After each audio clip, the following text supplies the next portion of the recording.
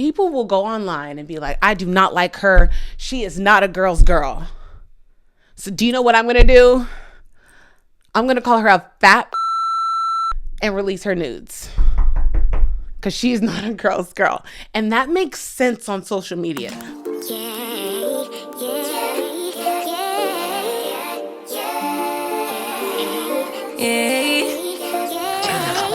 Bad little flex, she wanna know me. I stay low key, all gas, no brakes, baby. Let them hoes sleep. Body on 10, make you go Tripping out. Tripping out.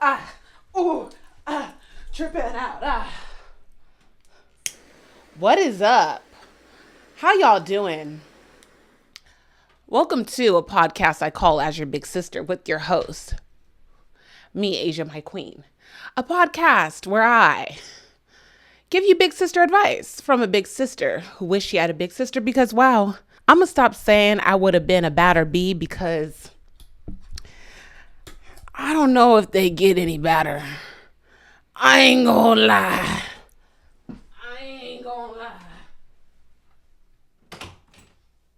Let me tell you, I've been bullshitting on my workouts for like 2 years.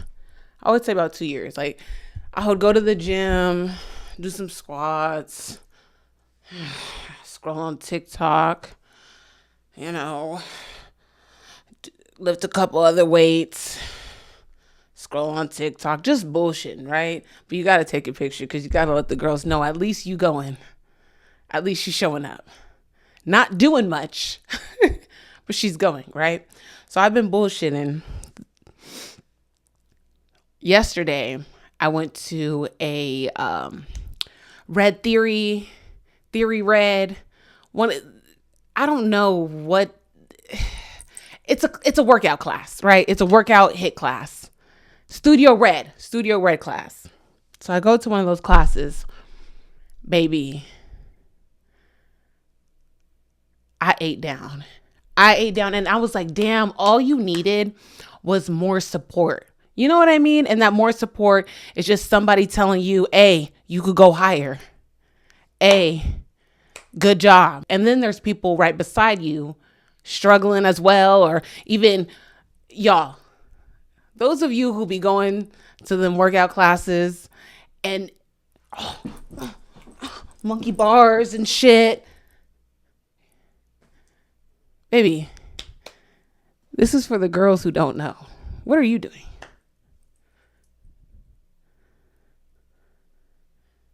I know you're trying to feel better about yourself, but don't use me as a motherfucking example. And they be like 82 years old. I'm like, wait, hold on. Because you be going into them classes confident, right? You be going to them classes and you be seeing all them old ladies. Well, I'm about to smoke these bitches. I'm about to smoke these old hoes. Baby, that's when you start to know that consistency sometimes outweighs youth. These ladies have been getting up at 5 o'clock in the morning for 32 years going to these damn workout classes. You haven't been working out for 2 months, drinking margaritas every motherfucking Saturday, on 5 hours of sleep, thinking you could get into this class talking about I'm about to smoke these old hoes. Okay. All right. There was one, I took a boxing class and, I'm looking dumb. I thought I was about to look like Layla Ali. I was like, y'all, this girl said, hey, so when you punch, just make sure you're protecting your face. I was like, girl, was I going like this? Yes. And then I was recording myself because I was going to do a vlog. I was talking about something. Oh my God. Young people are so arrogant. And I didn't realize that until me and my brother were on the phone. He's 24, just turned 24. At the time, he was 22. He talking about the baby is way better than Ludacris. No, you guys, like, my heart was beating so fast. Like, I was getting choked up. I was like, he don't gotta get back. I was like, what?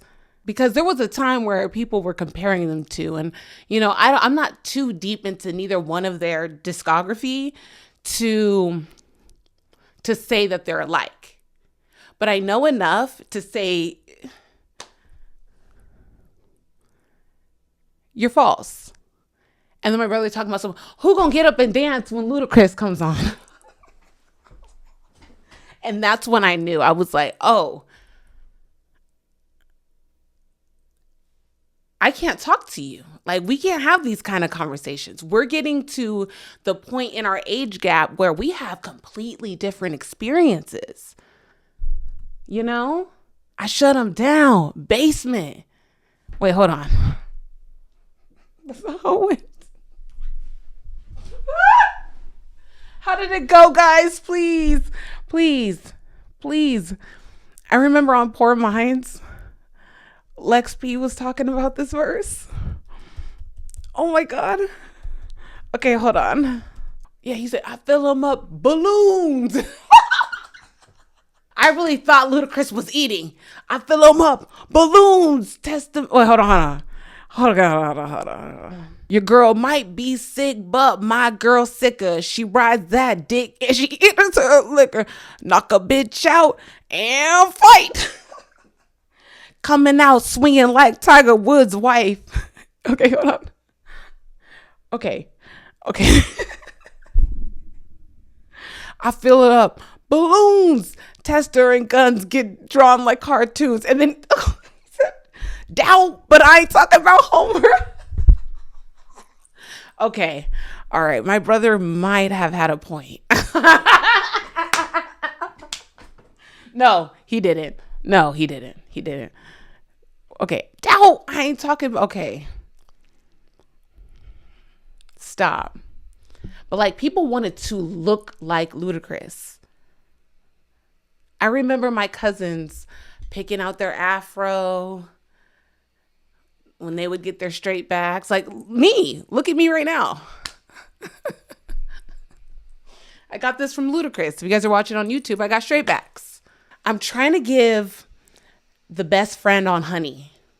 Do you guys remember her? You guys have to remember her. Fine as hell. She had straight backs and she kind of like dressed like boho. It was so cute. Today I wanted to talk about people accusing girls of not being girls. The girls are girls, the birds are birds, and the bird, the bird is the word. People will go online and be like, I do not like her. She is not a girl's girl. So do you know what I'm going to do? I'm going to call her a fat bitch and release her nudes. Because she's not a girl's girl. And that makes sense on social media. Like those things just, like the sequence in which I told this story, it all makes sense. Like it all comes together. Like people are like, okay, so she's not a girl's girl. So what I should do is I should call her a fat bitch. I should tell her that she's so fucking ugly and drop the picture of her dirty drawers. Makes sense. I'm just like, okay. When I'm scrolling through social media, I'm like, is this what humankind, like, is this where we've landed? And it hurts my feelings. It hurts my feelings really bad. It does. I have cotton mouth right now, so let me go get some water real fast. My feelings are really hurt. My feelings are really hurt by the way we choose to treat people. And I say we because it's sometimes the way I treat people as well. Ooh, I could talk about someone like a dog. Yeah. I can get real ugly. There's some times where I'm like, wow, I am my mother's daughter. You know, we go to therapy. We try to heal these wounds from childhood. And sometimes you look up and you're like, I may be a lot like this lady. She was crazy. She was crazy. And like, you are too. The other day, I'm on the call with my therapist and I'm crying. I'm like, bro, like, my body's changing. I don't know what I'm doing. I don't, I'm feeling so foreign in my body right now. What the fuck? And I feel like it has a lot to do with me exiting my 20s. And I am sad. I am sad that I can vividly remember when I could do certain things with my body that I feel so restricted on doing right now. I remember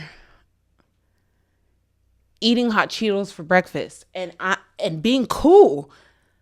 I'm able to stay up till 6 o'clock in the morning with my friends, like, baby, like, and that's all I ate all day. No, but like, I had hot Cheetos for breakfast, and then for lunch, I had like a chocolate milk and chicken nuggets, and then for dinner, roast beef and potatoes. And I'm cool. Just naming those items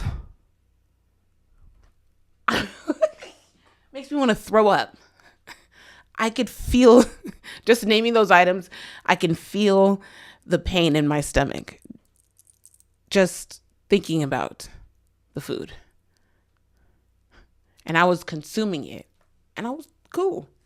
I remember those days. Those days are over. And I'm sad about that. I'm sad about it, and I'm here to mourn. Because I'm sad about that, I feel like there are times that I'm not able to treat people the best because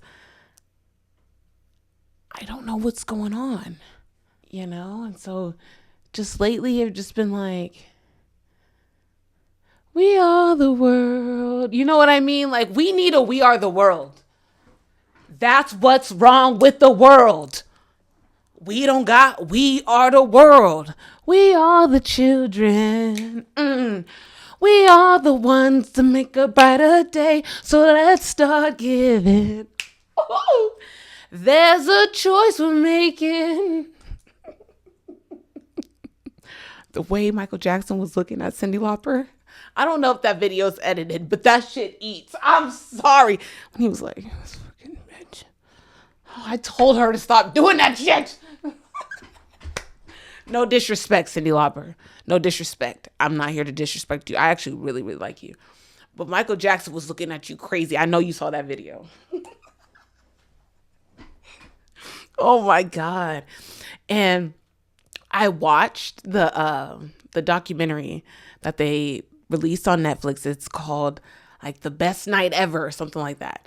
So it's about the night they recorded that song. So there's like a bunch of legends. I'm talking about motherfucking Stevie Wonder. I'm talking about Ray Charles, Michael Jackson, Quincy Jones, Tina Turner, Diana Ross, all in the same building, singing, holding hands. A bunch of other niggas too. Legendary. If you weren't a legend, you weren't there. They released a documentary. Lionel Richie. Like, the shit was crazy. The shit was so crazy. So they released a documentary.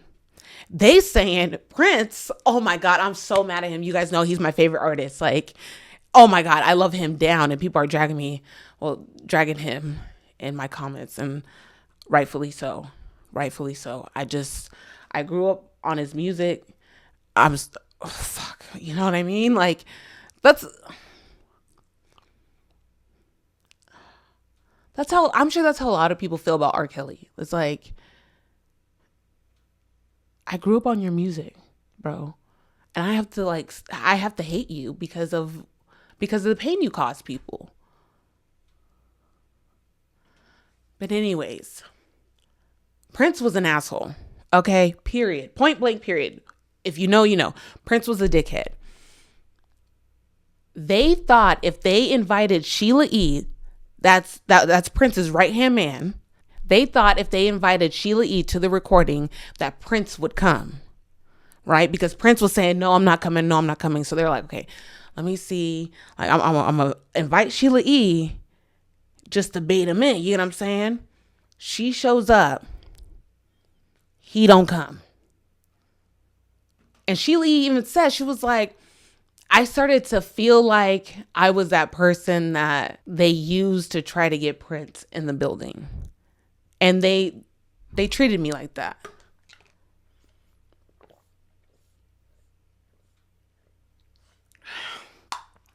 And that pisses me off. That pisses me off because she's a legend in her own right. But honestly, would you guys do that to get Prince in the building? Baby. But you know, the vibes would have been off. Because he's such a shady boots. Oh my God. I'm sure the girls were like, okay, girl, bye. Okay, fuck it. I don't know. No, they weren't though. They weren't. They were like, please. They were like, we were calling him. We were calling him and they weren't coming. They were calling him. Was that the night that he tried to run over Michael Jackson? Because Quincy Jones said that he tried to run him over. I'm like, as much as I love Prince as an artist, the hate that he gave Michael Jackson was just, he was doing too much. There's also a video of Bobby Brown. No, not Bobby Brown. Okay, hold on. Y'all, I told you I'm high. There was a video of James Brown. He's dancing, right? And James Brown, he's number one to both Prince and Michael Jackson. So James Brown, he's dancing, right? I got soul. And I'm super bad, right? He's dancing. And he's like, Michael Jackson's in the building. Right? So Michael Jackson, he comes up, he's like, come on, he's all humble, whatever. He takes the mic and he starts spinning. And he's like, oh yeah. So Michael Jackson, you could hear him whisper to somebody. And I think he was saying, hey, invite Prince. No, he's down there. Nigga. People thought Prince was weird. Right? They're like, okay, what, who is this guy? What is he doing? So James Brown was like, oh, you know, come up, Prince. This nigga gets a guitar, starts playing the guitar, then starts dancing, and then gets on this pole and is doing, and falls into the crowd. Oh my God. Oh my God. It's so embarrassing. It is literally so embarrassing. I was like, dude, why did you have to do all that? Because, you know, sometimes I'll get into it with people about who's better, Prince or Michael Jackson. I don't even really like discussing it because Prince all the way. I'm sorry. It has a lot to do with my upbringing. That's the first piece of music I've ever heard in my entire life. However, those of you who say Michael Jackson, I get it. And I can't really argue it, so I just don't want to talk about it. So I don't want to have that conversation. I just be like, all right, me, I'm Prince, but I don't even want to talk about it no more because y'all got too much heat. Michael Jackson got heat. Like, and it's not even something that, like, I'm, like, some new shit. That nigga was in year 52 of his career talking about some, all you got to do is walk. Come with me when I pass you by. Don't acknowledge my smile. Okay, let me stop. But yeah, Prince was doing too fucking much. I was like, this is your opportunity to show you're that guy. And you get on a pole and fall into the crowd? Oh my God. And sometimes I'll go back and watch the video just to humble myself. You know, I was like, bruh. You know, sometimes because I'm not going to lie, I feel like there's a lot of like hateration, holleration in this dancery when it comes to Prince and Michael Jackson. I'm not gonna lie. And I feel like when you're a hater and you're trying to embarrass the person you're hating, you always end up looking stupid. It's like you always end up looking so dumb. Have you guys ever been in a setting where you saw that someone was trying to embarrass their friend? Maybe because there's niggas around. And whatever they're trying to embarrass their friend with, the niggas don't care. And it even sucks even more. I could only imagine how much it sucks at the fact that they know what you're doing. They know that you're trying to embarrass your friend. All for their approval. Oh, gosh. It sucks to suck. Fuck. But I used to suck.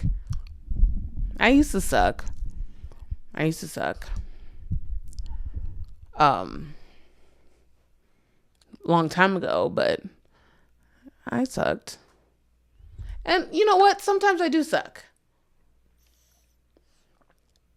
Sometimes I'm not feeling myself. You know, I don't know. I wanted to relate. I don't relate. I can't. Sometimes you just can't fucking relate. Sometimes you cannot relate to the girls. Because me, when I say that'll never be me, I'm being so fucking serious. A lot of people will be like, don't say that couldn't be you, because some things cannot be me. Some things are just you. You get what I'm saying? And some things are me and some things ain't you. So let me have this. That couldn't be me.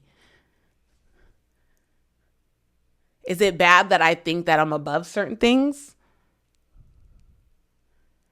I remember when I told my therapist, I said, I just don't want people to think that I'm too good. She said, you are. I said, okay, me as a Leo cannot have you as a therapist. I'm going to keep you around forever. But certain things you're too good for. I'm so sorry. When you feel like you're equivalent with everything, baby, no standards, no pride. We got to have a little something. I don't care. Like I said, can't be me, not me. It's just you. I don't care. Today is the finale of Love Island. So you guys are watching this. You guys are listening to this on a Thursday. I'm recording this on Sunday. Oh, my heart is beating just saying this. Oh my God. I need Olandria to win. I need it. Oh God. I can't watch reality TV, bro. I was like, okay, this is why I stopped. I'm too invested. I'm like, bitch, you need skin breaking out and shit, and you just in other people's business. But I need Olandria to win. I'm so... I've been fighting for 40 days and 40 nights. I'm tired. I'm going to take a very long nap after this. These people got me stressed. The other day I was thinking about Olandria and Shelly's relationship. I think about it every day. They look so good together. I'm sorry. I want them to win together. That's the finale I thought I was going to get. That's the finale I was supposed to have. I can't. And my girls looking so good in their dresses. Okay. But I was thinking of Shelly and Olandria's relationship. And I was thinking about how Serena said she was so happy that she saw another dark-skinned Black woman, being Janae. She was so happy to see another dark-skinned Black woman in the house. And I love that Shelly and Olandria were able to create a safe space for each other because they had to be so composed on this damn show. And it's so crazy. They had to be composed because y'all would have went crazy and y'all still going crazy. You can't win for losing when you're a nigga. You can't. But it's so amazing that they had each other because I'm sure they would look at each other and be like, this bitch is crazy. This motherfucker. Shit you couldn't say out loud. You get what I'm saying? Shit, you can't move a certain way when you're Black. And I was like, damn. Having and creating safe spaces is so important. I talk about this all the time. I'll have 102 episodes about it. And this will be the 152. Wait. Oh my God. Okay. As Black women, the world doesn't let us be human, right? The world expects so much out of us. And then when we even meet that, then the bar keeps moving. You'll never live up to who they want you to be. And it's almost, the person doesn't even exist. It's to keep you, okay, are we going to get deep or are we going to get deep? Are we going to get deep? I think what a lot of racism does is it distracts us from paying attention to who we are as humans. So we're constantly running away from ourselves. So we're constantly separating ourselves from ourselves because we are chasing this person that they say that they want us to be. So to find spaces where you don't have to do that is so important. It's like taking your wig off. You know what I mean? It's like coming home and taking your wig off, coming home and being like, wow, my edges don't have to be slick right now. It's like finally getting out of that interracial relationship to where you felt like you had to be white. That's something that I can't relate to, but I know the girls can. Yeah, I know the girls are still trying to like keep up with a certain look just so that they could keep their non-Black boyfriend or girlfriend.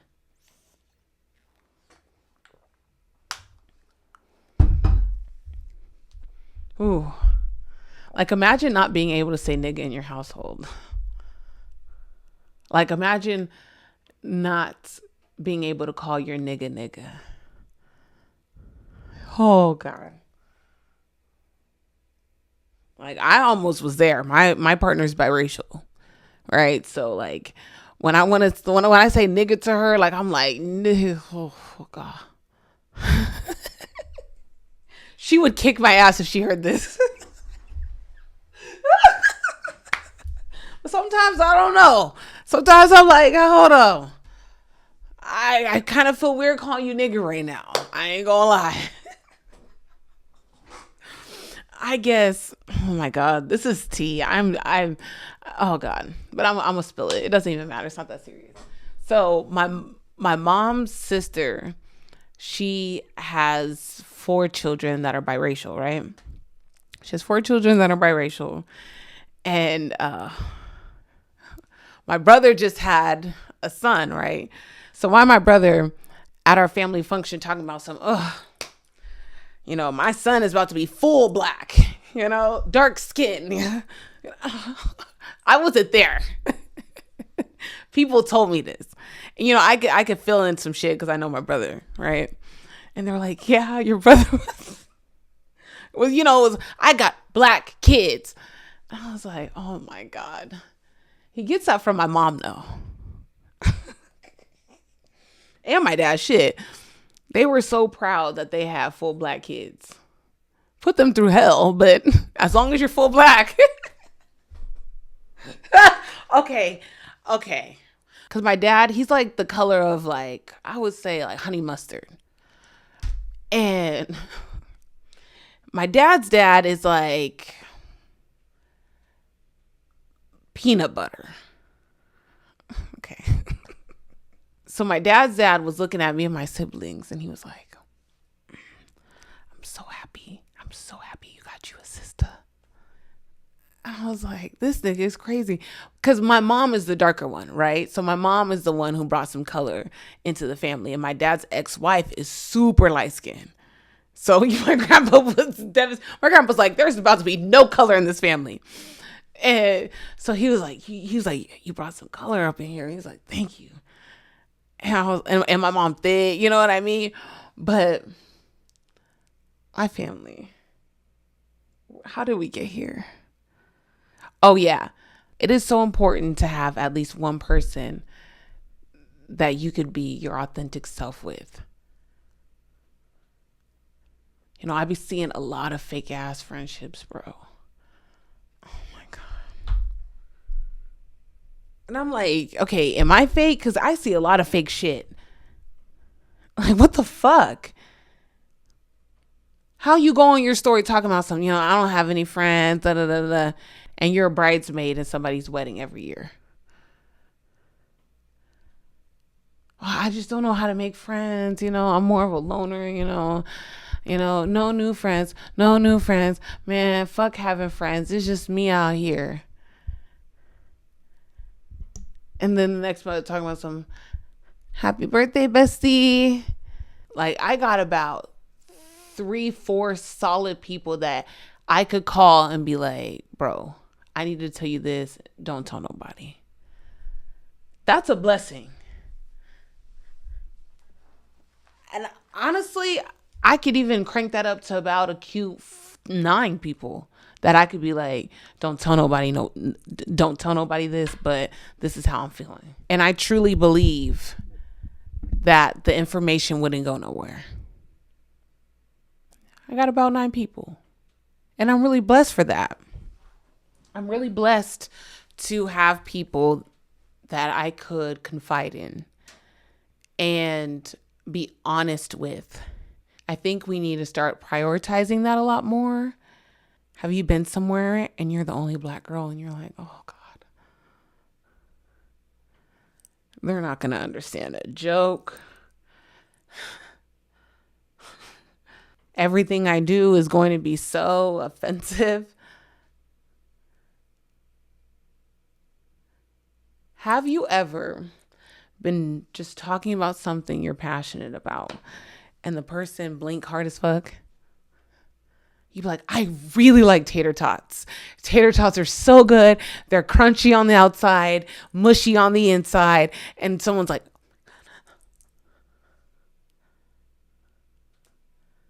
you might as well just call me a nigger, bro. Just call me a nigger. Because why are you blinking so hard and you're flinching? And I'm literally talking about tater tots. I don't even be comfortable in spaces where there's not another black woman. I'm so sorry. I'm so sorry. If when I'm in some the bank, being the only black woman, I'm like, oh, get me the fuck out of here. I'm in enemy's territory. Oh God. And I just think it's just a long time coming for me because Jesus, Like I said, where I'm from, they ain't many like me. She's a unicorn. So I'm happy that I have people that understand me. This morning I sent some crazy shit. Right? I sent some crazy shit to my homegirl. I told her, I said, you know what? I'm gonna write the Declaration of Nigendence. We gotta free our people, bro. I'll write it. I got the rules. And I don't really feel comfortable with sharing it here. But because I have a good heart, it's just that I feel like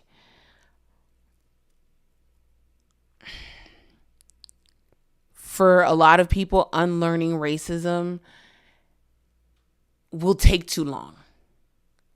And I just don't feel like we have time to waste. And I also don't feel like, I feel like this is just urgent. And I just want Black people to just, you know what?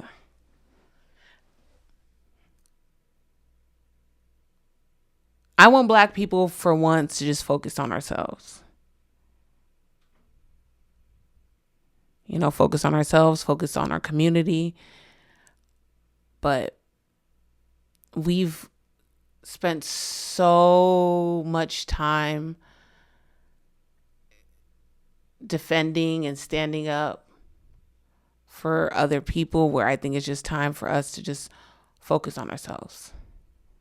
Because, like I said, it would be nice for it to just be an unracist world, but like to undo all of it, it's just, I feel like it's too much to try to change people's minds, going around changing people's minds, it's not going to work. It is a lost cause trying to change people's minds. So all that time you're trying to educate someone and just put them on to different ideas, you could literally be growing yourself in your community to people who are already on the kind of time you're on. I feel like Black people have never given ourselves an opportunity to be more selfish. What's in it for me? How is it going to help me and my people?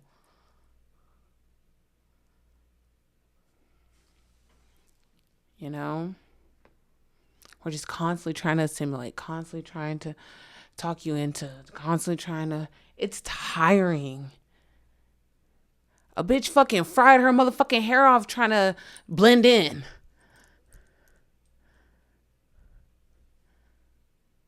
If you're frying your hair just because you want to fry your hair, that's one thing. But I'm frying my hair because I wanted to blend in. It's just a waste of time. I feel like this whole thing is a waste of fucking time. Trying to fit in is such a waste of fucking time. Get you and your people, you and the people you feel safe around, and bring it in. And stay there.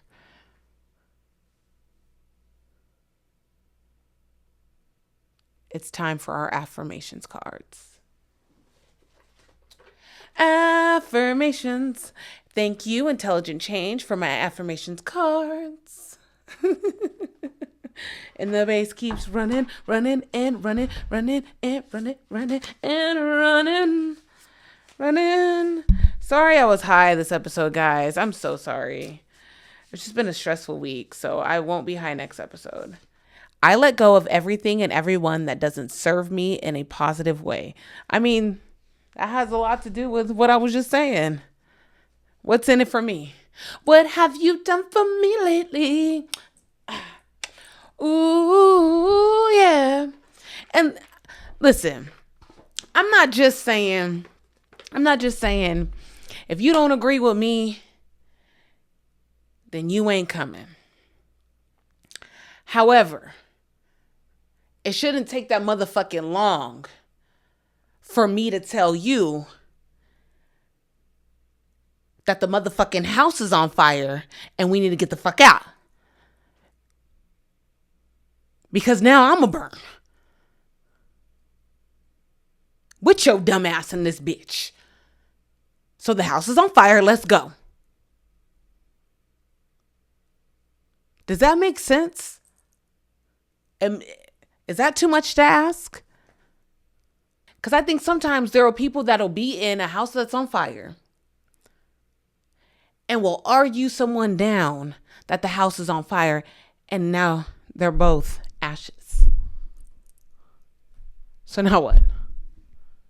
You got to get the strength to then be like, this person is not going to hear me. So I have to get out of this house. We can't save them all. This dumbass nigga that I was talking to told me that. I was complaining to him about something and he was like, you know what, Asia?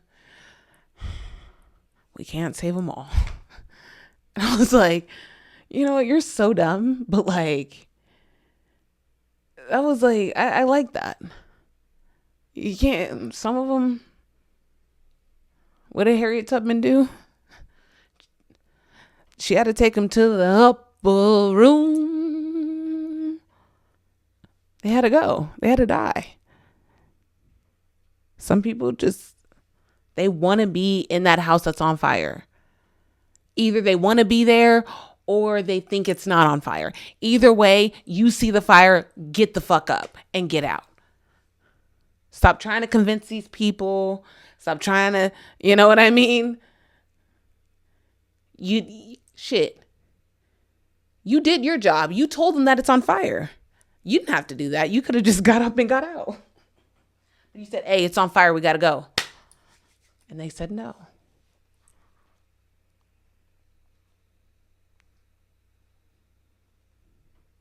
We got to see the fire, get our people. That's our safe space, because that's the people who get it.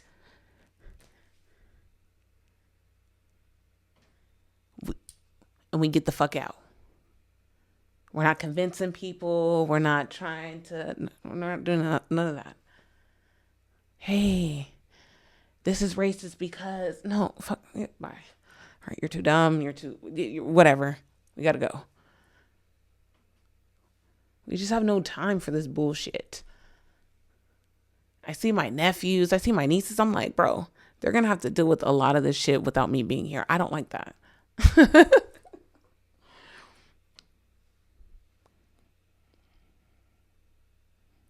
We got to do better. We got to do better. But anyways, thank you guys so much for being here. This is episode 183.